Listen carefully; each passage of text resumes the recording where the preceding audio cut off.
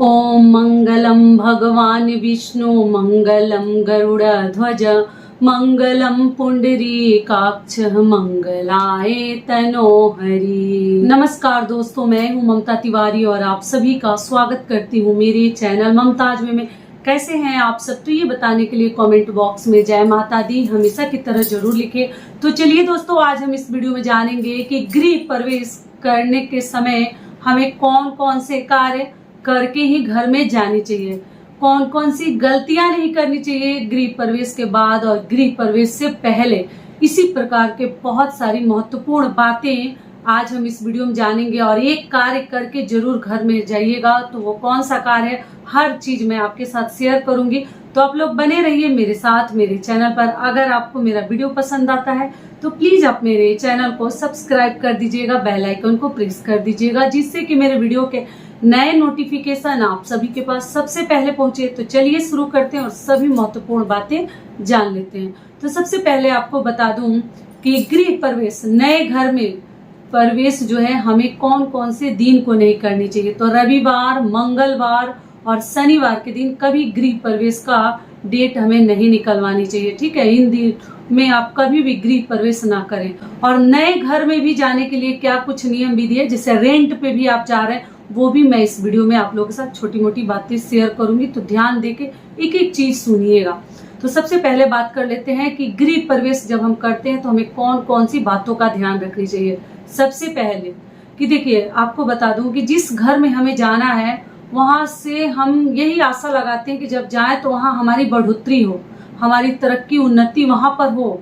ऐसा नहीं कि जहां यहाँ जी खा रहे हैं वहां जाकर और नुकसान होने लगे और कोई बीमार पड़ने लगे, तरह तरह की मुसीबत आने लगे। तो इन सभी चीजों से बचने के लिए बड़ा फूक फूक कर कदम रखना पड़ता है और बहुत सारी सावधानियों के साथ हम नए घर में प्रवेश करते हैं। बहुत सारे कार्य करके, बहुत सारे लोगों को प्रसन्न करके, पूजा पाठ करके फिर हम घर में जाते हैं। तो सबसे पहली चीज आपको क्या ध्यान रखनी है कि मान लीजिए कि आपके घर में काम चल रहा है, फ्लैट हो या वो जमीन पर का घर, प्लॉट लेके आप बनवाए हैं या जो भी हो, बहुत विधि विधान से पूजा पाठ कोशिश करें कि ढंग से करके फिर विधि विधान से आप जाइए। अगर मान लीजिए भगवान ने वैसा आपको सामर्थ्य नहीं दिया है, बहुत सारे लोग हैं फ्लैट वगैरह घर बनवाने में बहुत सारे पैसे खर्च हो जाते हैं, तो आप साधारण विधि से श्री सत्यनारायण भगवान की कथा कह के भी आप घर में प्रवेश कर सकते हैं और गौ पूजा करके भी आप जा सकते हैं। इतना तो कर ही सकते हैं। लेकिन अगर विधि विधान से 5 चौकी रख के हम जो नवग्रह की पूजा वगैरह करते हैं, गृह प्रवेश में 5 पंडित जी लगते हैं, तो आप देख लीजिएगा। अगर विधि विधान से करना है तो किसी भी पुरोहित से, पंडित जी से डेट और मुहूर्त निकलवाते हैं कि कौन सा दिन शुभ है और सही है, उसके हिसाब से हम गृह प्रवेश का प्रोग्राम रखते हैं। और आप क्या कीजिएगा कि जब उस घर में जाते हैं देखने सुनने के लिए कि कहाँ तक काम पहुंचा, क्या हो रहा है, तो कभी घर को जूठा ना करें, कभी टॉयलेट वगैरह यूज ना करें। इस बात का ध्यान रखिएगा। घर के जो मालिक है उन्हें घर में कुछ भी नहीं खानी चाहिए, क्योंकि घर को हमें पूजना है, पूजा पाठ करनी है। उसके बाद हम जो है कुछ भी उस घर में खा सकते हैं, बाल बच्चे खा सकते हैं, आप मत खाइएगा। दूसरी चीज क्या है कि घर में आपको जाकर, मान लीजिए कि दोपहर में मिस्त्री वगैरह चले जाते हैं, तो हम सोचते हैं कि बहुत दूर से आए, चलो थोड़ा सा आराम कर लेते हैं। तो बनते हुए घर में, नए घर में कभी सोनी नहीं चाहिए।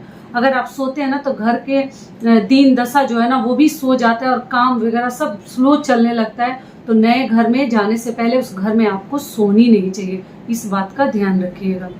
अगली चीज क्या है कि नए घर में जाने से पहले आपको झाड़ू वगैरह लेकर नहीं जानी चाहिए। पुरानी झाड़ू वगैरह साफ सफाई के लिए आप, ठीक है, अपने घर के आप लोग कहते हैं दीदी नया ही झाड़ू है तो क्या ले जा सकते हैं साफ सफाई के लिए। तो देखिए, एक कम दाम की सस्ती झाड़ू खरीद लीजिए घर की साफ सफाई के पहले, क्योंकि गृह प्रवेश से पहले ना हम साफ सफाई के लिए झाड़ू वगैरह हमें चाहिए। तो आप एक नया एकदम सस्ता झाड़ू खरीद लीजिए, बाद में महंगी वगैरह लीजिएगा और वो खराब भी हो जाता है तो ठीक है बाहर निकाल दीजिए। लेकिन पुराना कोशिश करें कि पुरानी झाड़ू ना ले जाए। भले ही झाड़ू लक्ष्मी माता का स्वरूप है, लेकिन हमें नहीं लेकर जानी चाहिए। अगली चीज क्या है, आपको क्या ध्यान रखनी है कि गृह प्रवेश करने से पहले जब पंडित जी से आप मुहूर्त वगैरह निकलवा लेते हैं, तब आपको क्या करना है, जो भी डेट वगैरह फिक्स हो जाता है आपको, आजकल लोग देखिए सब इनविटेशन हम मोबाइल पे ही दे देते हैं, फिर भी आपको 2, 4 या 5 कार्ड जरूर छपवाइएगा। जैसे कि हम प्रिंट करवाते हैं ना शादी विवाह में लोगों को कार्ड देने के लिए,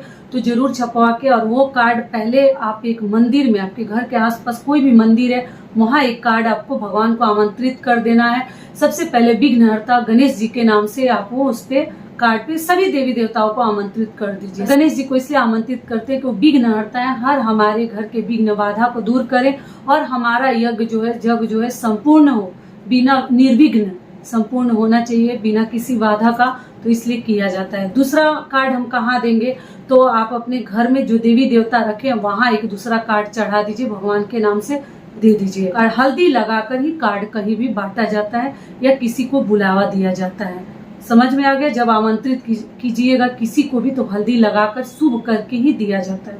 अगली चीज क्या है कि गृह प्रवेश करने से पहले आप अपने लिए, अपने जिससे पूजा करवा रही हैं या घर का जो मालिक है पूजा करवा रहे हैं उनके लिए भी चाहिए। अगर आप खुद कर रही है तो नया कोरा वस्त्र चाहिए, पीला ही ले, लाल ले तो ज्यादा बेहतर है, क्योंकि गृह प्रवेश के लिए पीला लाल ही सर्वश्रेष्ठ रंग माना जाता है।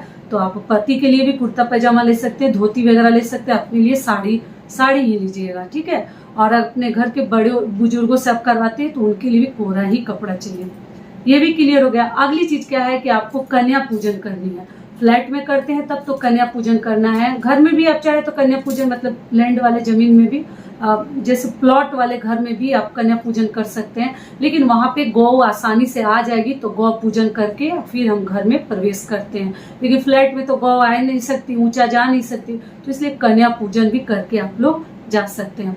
मान लीजिए कन्या नहीं मिली तो क्या करेंगे, तो आप अपने घर के ननद जो है, आपकी बेटी भी है, मान लीजिए ननद भी नहीं है, वो भी दूर है, नहीं आई है या है ही नहीं, तो अपनी बेटी की भी पूजा करके आप अपने घर में जा सकते हैं। मतलब कन्या की पूजन वहां करनी है। तो इस प्रकार से पूजा करके हमें जानी है।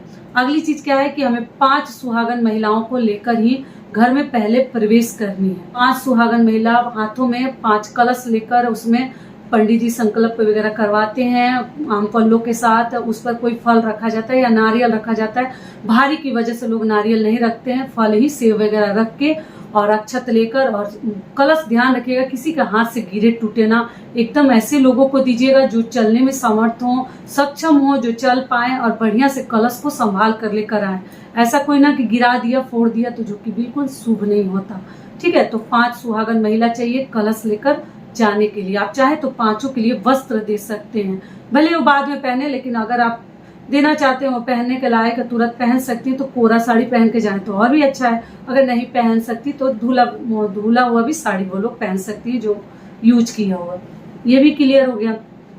उसके बाद से हम जब आते हैं मंदिर से कलश उठाया जाता है, घर से कलश लेकर जाते हैं, वहीं मंदिर में जल वगैरह भर लेते हैं और भरकर वहीं से हम गीत गाते हुए, आप देखिएगा मैं अपने गृह प्रवेश का वीडियो डाली हूँ, और ऊपर से चननी उड़ा के, चांदनी टांग के, मतलब धोती का ना ऊपर से मतलब कवर कर दिया जाता है, और उसी के अंदर सभी लोग जो 5 महिलाएं हैं और बाकी लोग भी अंदर से ही आते हैं, धोती के अंदर से। और उसके बाद से हम आकर कन्या पूजन या गौ पूजन जो आपको करना है कर लीजिएगा।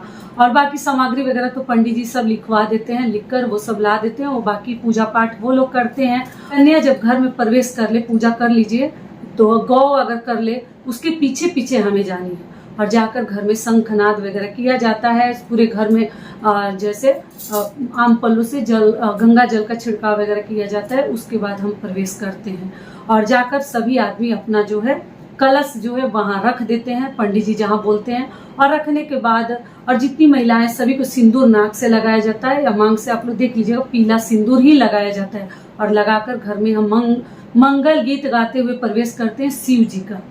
क्लियर हो गया? ये सभी कार्य आपको करनी है। अगली चीज क्या है, वहां से तुरंत पंडित जी चूल्हा पूजन का एक रस्म करवाते हैं, जो कि हर घर में घर की महिलाएं ही करती हैं। जिनका घर है वही लक्ष्मी माना जाता है उस महिला को, तो वही करती है अपने हाथों से। तो आप लोग चूल्हा पूजन कर लीजिएगा। चूल्हा पर सबसे पहले मीठा ही कुछ बनाते हैं, पूजन आप कीजिएगा। वरुण देवता के नल की पूजा करते हैं, चूल्हा का पूजन करते हैं। कोई जैसे नॉन वेज वाला चूल्हा अगर आपके पास है तो उसको लेकर नए घर में ना आए पूजा का रस्म करने के लिए, चूल्हा पूजन का। अगर मान लीजिए कि नया ही चूल्हा है और नॉनवेज नहीं बनाई है तो वो भी ला सकती हैं। अगर वो भी नहीं ला सकती तो एकदम नया चूल्हा आप खरीद लीजिए नए घर के लिए। क्लियर हो गया? और लेकिन नॉनवेज वाला लेकर मत आइएगा। अगली चीज क्या है कि उस पे जो भोजन बनाएगी वो आपकी ननद ही बनाएगी, अगर आपकी ननद है तब। नहीं है तो आप खुद भी बना सकती हैं। ननद बेटी जो ही है, भगिनी वगैरह, उनसे भी आप लोग बनवा सकते हैं, जो कि ननद की बेटी वगैरह है तो, और उनको कुछ दान मतलब दक्षिणा दिया जाता है, नेग दिया जाता है उस समय चूल्हा पर, और जब वो बना रहे तो हाथ में कुछ दे दीजिए। इस प्रकार से सारे कार्य करने हैं। और उसके बाद से हम घर में दिन भर पूजा पाठ होता है, आरती होता है, हवन होता है, और सभी करने के बाद जब घर में प्रवेश कीजिएगा तो एक कौन सी चीज हमें देख कर घुसनी चाहिए, घर के अंदर प्रवेश करनी चाहिए, वो क्या है, जिंदा मछली। देखिए मैं भूल गई थी, याद आया, जिंदा मछली आपको देखकर ही घर में प्रवेश करनी चाहिए। तो एक पतीला में या बर्तन में एक छोटी सी भी मछली चाहिए, उसको उसमें डाल दीजिएगा, उछलते रहे कूदते रहे, उसको देखकर घर में प्रवेश करना बहुत अधिक शुभ माना जाता है। और हम तो यही चाहते हैं कि भगवान हमारे घर में हमेशा शुभता बना कर रखे, जो जहाँ रहे स्वस्थ रहे, सुरक्षित रहे, किसी प्रकार की परेशानी ना आए। तो इसलिए हम जो है ये सभी चीजों का ध्यान रखते हुए घर में प्रवेश करते हैं। और ध्यान रखिएगा कि जब कभी भी घर वगैरह बनवाएं तो दक्षिण के तरफ उसका द्वार है ना, वो दक्षिण के तरफ नहीं होनी चाहिए। पूरब पश्चिम हो तो ज्यादा बेहतर है, लेकिन दक्षिण के तरफ होना शुभ नहीं होता। बाकी आप लोग थोड़ा सा ध्यान रखते हुए घर बनवाइएगा। लेकिन फ्लैट वगैरह में बहुत सारी चीजें उल्टा फुल्टा हो जाती हैं, क्या कीजिएगा। तो अब जिनका है वो भगवान से क्षमा प्रार्थना करें, लेकिन कोशिश करें अगर बनवा रहे हैं तो दक्षिण और उत्तर दक्षिण ना रखें, कोशिश करें कि पूरब पश्चिम रहे तो ज्यादा बेहतर है। ये भी हो गया। अगली चीज क्या है कि जब पूजा पाठ हो जाता है, आप अपने घर में भोग प्रसाद सब लगवा दीजिए। जो मीठा भोजन बनाए हैं वो सब चीजों का भोग लगा देते हैं। पितरों के नाम से भी कुछ भोजन बाहर जो नाव होता है ना, नौवा हजाम, वो ले जाकर रख आते हैं। पीछे मुड़ के नहीं देखते हैं, अपने पितरों के लिए, पूर्वजों के लिए भी कुछ भोजन निकाल कर बाहर दे देते हैं, गौ को दे देते हैं।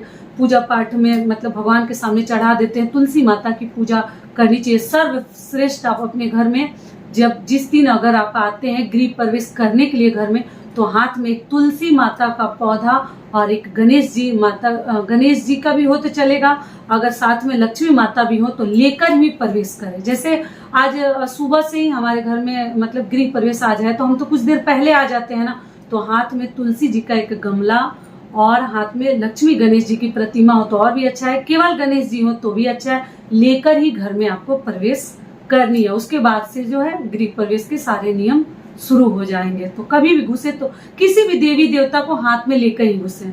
मान लीजिए लक्ष्मी गणेश जी की फोटो नहीं है तो विष्णु भगवान को भी लेकर आप प्रवेश कर सकती है, लेकिन गणेश जी को विघ्नहर्ता कहा जाता है तो इसलिए उनको लेकर अगर जाए तो और भी अच्छा है। तो सभी देवी देवता तो हमारे लिए उतना ही खास है।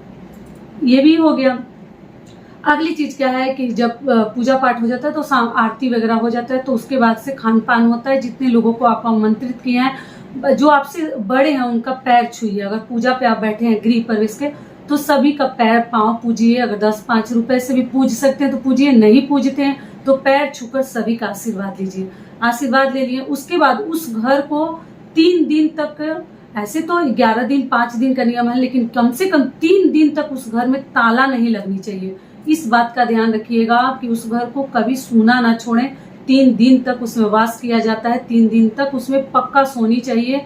जो ही घर के मालिक है, मालकिन है, उस घर को छोड़ के नहीं जाते हैं। ऐसा माना जाता है कि अगर आप 3 दिन तक वास करते हैं तो आपकी 7 पीढ़ी आगे उस घर में सुखी संपन्न रहती है। तो इसलिए कभी भी घर को अकेला छोड़कर ताला लगाकर 3 दिन तक ना जाए। उसी घर में आपको रहनी है, कितना भी इमरजेंसी हो जाए। अगर मान लीजिए किसी कारणवश जाना भी पड़े, गृह प्रवेश के दिन घर को छोड़कर अकेले ना जाए। उस दिन आपको वहीं सोनी चाहिए, पूरे परिवार सभी साथ में उस दिन वहां जरूर सोना चाहिए। छोड़ के घर को ना जाए, क्योंकि नकारात्मक शक्तियां जो है उत्पन्न होती हैं और उस पर प्रभाव डालती हैं। तो कभी घर को अकेला ना छोड़े, क्योंकि घर को हम तुरंत जगाते हैं, गृह प्रवेश किए रहते हैं और फिर हम छोड़ के जाते हैं, जो कि सही नहीं होता। तो जरूर उसमें 3 दिन आपको रहनी चाहिए। सारी बातें क्लियर हो गई। और कोरा कपड़ा पहनिएगा, इस बात का आप लोग ध्यान रखिएगा। और जो भी पूजा पाठ होता है तुरंत ना हटाएं, अगले दिन आराम से वो सभी चौकी वगैरह कलश वगैरह आराम से हटाते हैं, विसर्जन करते हैं। तो गृह प्रवेश के लिए आप लोग वीडियो मांग रहते हैं कि क्या क्या करके जानी चाहिए, तो ये सभी चीजें मैं बता दी।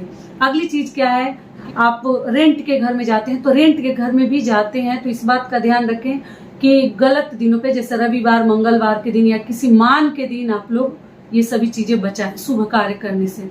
अगर जाना चाहते हैं तो आप कोई भी अपना मतलब मीठा बनाकर ही वहां शुरुआत करें। वहां भी अगर जाते हैं नए घर में रेंट पे तो वहां कुछ भी मीठा अपने चूल्हा पर बना लीजिए, फिर आपको भोजन वगैरह बनानी चाहिए। दूसरी चीज क्या है कि आप तो सावन में रेंट पे आप लोग जा सकते हैं। सावन का महीना बड़ा ही शुभ और पावन पवित्र महीना माना जाता है, तो अगर जिसको घर बदलना है वो सावन में बदल सकते हैं। हो सके तो श्री सत्यनारायण भगवान जी की कथा कहलवा के घुसे तो और भी अच्छा है, प्रवेश करे उसमें। और अगर नहीं कहलवा सकते तो कम से कम जाते हैं तो कुछ मीठा बनाकर ही शुरुआत करें। सारी बातें क्लियर हो गई। तो ये वीडियो मेरा यहीं तक का था। आशा करती हूँ, उम्मीद करती हूँ कि इस वीडियो से आप लोगों को बहुत अधिक लाभ मिलेगा। फिर मिलती हूँ एक नए वीडियो में, तब तक के लिए नमस्कार। स्वस्थ रहिए, सुरक्षित रहिए और जहाँ कहीं भी रहिए खूब खुश रहिए। वीडियो पसंद आता है तो चैनल को सब्सक्राइब कर दीजिएगा और वीडियो को लाइक कर दीजिएगा। धन्यवाद।